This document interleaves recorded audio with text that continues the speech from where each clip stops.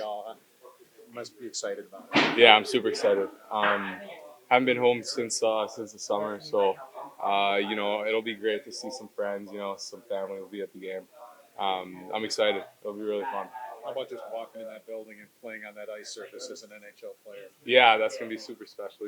Coming out to fix you, being in that building will be really really cool. Last time I've been in there is probably I don't know, a while back when I was a kid watching the Habs game. So it'll be cool to be on the other side of it. So you're trying to focus for a game, but is that one morning skate you might look around for like a minute or two? Yeah, for sure.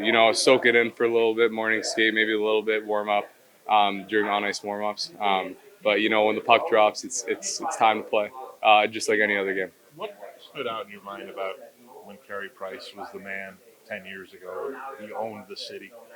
Yeah, he was so dominant, and he did it without looking like he was trying. That was the coolest part, I think. So he's such a good goalie.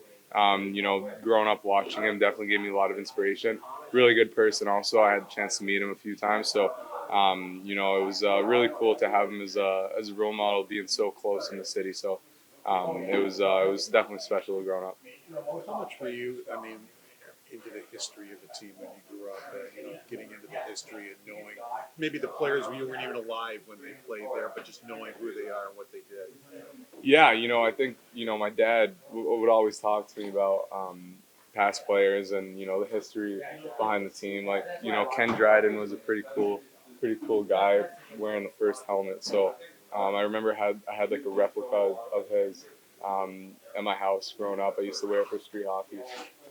It's like just a flat with the stripes, the blue and red. So it's pretty cool. There's obviously a lot of history in that building.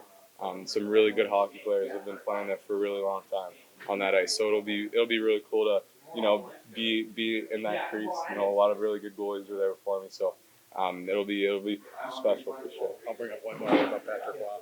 Yeah, Patrick Waugh for sure. I just named one, but there's a whole legacy of goalies in Montreal. I'd probably be here all day if I went through all of them. So there's so many really good hockey players, let alone goalies. Devon, what did you take from the Ottawa game? The end of the first period, you made so many saves to hold the team in. It was 2-1, and just weird bounces in the second. What was your takeaway? It was a 4-goal game where you made a lot of saves. Yeah, for sure. I think that's how it goes sometimes. I just gotta try to keep the team in the game as long as possible. So, I think we have the ability to score. So, if I do my job and just hold them in long enough, I have no doubt that the boys will put some behind the net. So, I think that next time I would like to hold them to 2 or to 1 a little bit longer. And I think as a group we would have liked that also. We let it slip away a little bit in the second. So, moving forward. That's kind of a game that you learn from and you let it go in the past and you focus on Montreal. So there are a lot of good lessons, but it's time to turn the page on that game and focus on Montreal more. I was going to say, is it possible just to say it's a new year, it's 2024, we can't do anything about it before, let's start a new year, let's go? Yeah, for sure. It's a new year and there's going to be a whole lot of ups and downs this year. So all you can do is take the lessons that you learned in 2023 and bring them into 2024. So I think we're all really excited to start the new year. How is the practice time situation now that it's 2 goalies instead of 3? A little bit more ice time, which is nice. But it was great having Comms around. Really good guy in the locker room, and he's a great goalie, and I learned from him as well when he was in the crease. So I didn't mind it. I got my work in either way. If we had a 3 goalie rotation going, I didn't get enough work, then I'd stay out after practice and get some more. So it was never really a problem.